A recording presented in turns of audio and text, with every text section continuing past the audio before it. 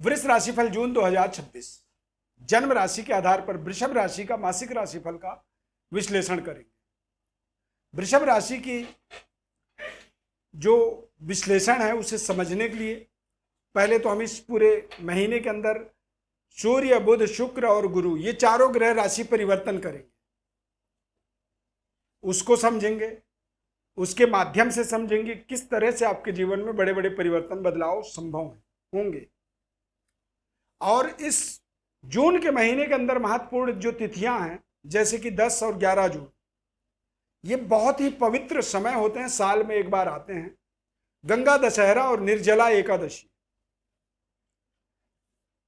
21, 24 और 28 जून सर्वार्थ सिद्धि योग, शुभ योग वाले समय हैं। इन तारीखों में आप अपने महत्वपूर्ण जीवन के इस पूरे महीने के जो कार्य हैं उन कार्यों को करें, या फिर आप अपने जीवन में कोई भी शुभ कार्य आप करना चाहते हैं, जैसे कि घर खरीदना चाहते हैं, कोई प्रॉपर्टी खरीदना चाहते हैं, गाड़ी खरीदना चाहते हैं, या फिर विवाह को लेकर के, मंगल कार्यों को लेकर के कोई भी कार्य आप करना चाहते हैं, तो इस टाइम में आप कोई भी निर्णय कर सकते हैं। मैं श्वरविंद दिव्यव्रत ज्ञान चैनल में आपका बहुत बहुत हार्दिक स्वागत करता हूं। नमस्कार, जय माता दी, जय श्री राम। प्रिय दर्शकों, इस चार्ट को आप ध्यानपूर्वक देखिए। इस चार्ट में ही आपके अगले एक महीने का महत्वपूर्ण विश्लेषण छिपा हुआ है, जिसकी उजागर करेंगे इस खास कार्यक्रम के द्वारा। आपसे बस छोटा सा निवेदन रहता है, चैनल को आप सब्सक्राइब अभी करें प्लीज, लाइक करें और शेयर जरूर करें, क्योंकि कार्यक्रम देख तो रहे हैं काफी लोग लेकिन लाइक नहीं करते हैं। लाइक कर देना मतलब हमें एक सकारात्मक ऊर्जा मिल जाती है, तो आप लाइक जरूर करें, जिम्मेदारी पूर्वक करें। यदि आपने सब्सक्राइब कर रखा है तो कोई बात नहीं है, लेकिन नहीं किया है तो सब्सक्राइब भी अवश्य करें। तो इस चार्ट को आप और अच्छे से देख लीजिए। चार्ट के आधार पर ही आपको समझ में आएगा कि सूर्य देव वृषभ और मिथुन राशि में गोचर करेंगे इस पूरे महीने। बृहस्पति ग्रह आपके 10वें भाव में, बृहस्पति ग्रह आपके पराक्रम में, तीसरे घर में। अब तीसरे घर में कर्क राशि में गोचर करेंगे। अब गुरु का ये गोचर आपके लिए एक तरह से भाग्योदय कारक एक अपॉर्चुनिटी लेकर के इस माह में आने वाला है। सेहत स्वास्थ्य की बात करें तो निश्चित रूप से आप स्वस्थ तंदुरुस्त इस माह में रहेंगे। आत्मबल का आपका विस्तार होगा और पूरे महीने आपको छोटी मोटी कोई शारीरिक स्वास्थ्य में कमी हो अलग बात है, लेकिन कोई भी स्वास्थ्य से रिलेटेड आपको बड़ी समस्या इस माह में होनी नहीं चाहिए।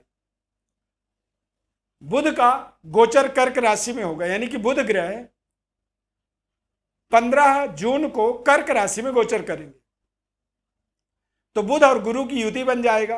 बुध और गुरु ये दोनों ग्रह की दृष्टि आपके भाग्य पर पड़ेगा और गुरु की दृष्टि साथ में 11वें घर लाभ स्थान पर पड़ेगा। तो मतलब इसका यह है कि बुध का बलवान होने से, पराक्रम में गोचर होने से आपके करियर में आपको सफलता मिलेगी। अध्ययन कार्यों में आपको विशेष सफलता, संबंध रिश्ते आपके बेहतर होंगे, रिलेशनशिप आपकी नए तरीके से जुड़ने वाली है इस समय में। यह ध्यान जरूर रखें कि जून के महीने में जो भी नया रिश्ता जुड़ेगा, ये रिश्ता आपके जीवन का एक बड़ा माइलस्टोन बन सकता है। तो इस माह में कोई भी जब आपके नए रिश्ते जुड़ रहे हों तो आप उसको बहुत ध्यानपूर्वक समझेंगे। उस रिश्ते का आपको कदर करना होगा, सम्मान करना होगा, क्योंकि वो रिश्ता आपके जीवन के दशा दिशा को बदलने में एक निर्णायक भूमिका निभाएगा। लव लाइफ आपकी मजबूत होगी, यानी कि गलत जगह में कोई रिश्ता आपका जुड़ा हुआ है उससे आप बाहर हो सकते हैं, सही रिश्ते को आप कनेक्ट कर सकते हैं। तो ये एक तरह से फिल्ट्रेशन वाला समय, फिल्टर करेगा। और विद्यार्थियों के लिए भी समय बेहद शानदार रहेगा, सहायक रहेगा। सूर्य बृहस्पति ग्रह का पराक्रम में गोचर होने से व्यापार पर बृहस्पति ग्रह की दृष्टि पड़ेगी। तो व्यापारिक हाउस पे, यानी कि 7वें घर में गुरु की दृष्टि से व्यापारिक डेवलपमेंट होना, एक स्वाभाविक बात रहेगा। यानी कि जून में आप देखेंगे व्यापार को लेकर के कुछ बड़े डिसीजन, निर्णय आप करेंगे और वो सफलतादायक निर्णय हो। संबंध रिश्तों को लेकर के भी गुरु की ये दृष्टि आपके लिए एक बेहद निर्णायक भूमिका निभाएगा। लंबे समय से आप विवाह, रिलेशन, रिश्ते को लेकर के संघर्ष कर रहे थे, तो वो संघर्ष अब आपकी खत्म होगी जून के महीने में। जीवन साथी के भाग्य का उदय होगा।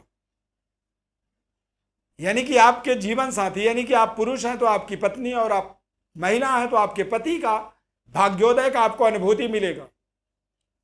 कुल मिला के आप कह सकते हैं कि कद्दू में चाकू गिरे या चाकू पर कद्दू गिरे, दोनों स्थिति में कटना कद्दू को है। कुल मिला के दोनों ही परिस्थिति में वृषभ राशि के लिए एक सुनहरे अवसर की तरह कार्य करेगा। आप स्वयं कोई एक्टिविटी या उपलब्धि जोड़ें या आप अपने जीवन साथी के भाग्य का लाभ ले लें, हर हाल में आपको उसका एक बड़ा सफलता वाला मोमेंट मिलेगा ही मिलेगा। शनिदेव के ऊपर दृष्टि पड़ने से भाग्योदय का आपको मार्ग मिलेगा। आपके पूर्वज, पितृ, इष्ट देवता की इस समय में कृपा होगी। पैतृक विरासत का ग्रोथ होगा और पूर्वजों का, पितरों का आपको आशीर्वाद प्राप्त होगा। शनिदेव की कृपा आपके ऊपर बढ़ती चली जाएगी, और जब शनिदेव की कृपा होती है तो जीवन में सहयोग मिलता है लोगों का। मान लीजिए आप कोई बड़ी फैक्ट्री चला रहे हैं तो आपके वर्कर आपके लिए पूरी तरह से समर्पित भाव से कार्य करेंगे। आपके एम्प्लॉई, आपके स्टाफ आपके पक्ष में मेहनत करके आपको आगे बढ़ाने की कोशिश करेंगे। और जब लोग चाहते हैं ना किसी को ऊपर उठाने के लिए, तो निश्चित रूप से वो बिना प्रयास के भी ऊपर उठता चला जाता है, व्यक्ति आगे बढ़ता चला जाता है। तो ये जो आपका समय रहेगा, ये आपके जीवन में, आपके दशा दिशा को बदलने में, आपके जीवन में बड़ी भूमिका निभाने के लिए तैयार खड़ा है। इस समय अवधि के अंदर आप देखेंगे आपकी पद प्रतिष्ठा का विस्तार होगा, ग्रोथ होगा, और आप अपने जीवन में अपने तमाम तरह के जीवन के समस्याओं का समाधान करते चले जाएंगे। सूर्यदेव लग्नस्थ गोचर करेंगे 15 जून तक। 15 जून के बाद सूर्यदेव मिथुन राशि में गोचर करेंगे। तो सूर्यदेव का प्रथम भाव में जब गोचर होता है तो कहते हैं व्यक्ति ऐसे समय में भूमि, भवन, वाहन जैसे उपलब्धियों को जोड़ता है। नए घर में गृह प्रवेश करना, नई वाहन खरीदना, या फिर नए पद, नई जिम्मेदारी में जाकर के कार्य शुरू करता है। यानी कि समय अवधि में 15 जून से पहले आपको कुछ बड़ी खुशखबरी आपके कार्य क्षेत्र में मिलने वाली है। एक नई पोजीशन आपको प्राप्त होगी, जहां पर आप बैठ करके अपने आप में गौरवान्वित महसूस करेंगे। आपको अपने आप में लगेगा कि ऐसा भी हो सकता था जिसकी आपने कल्पना नहीं की थी।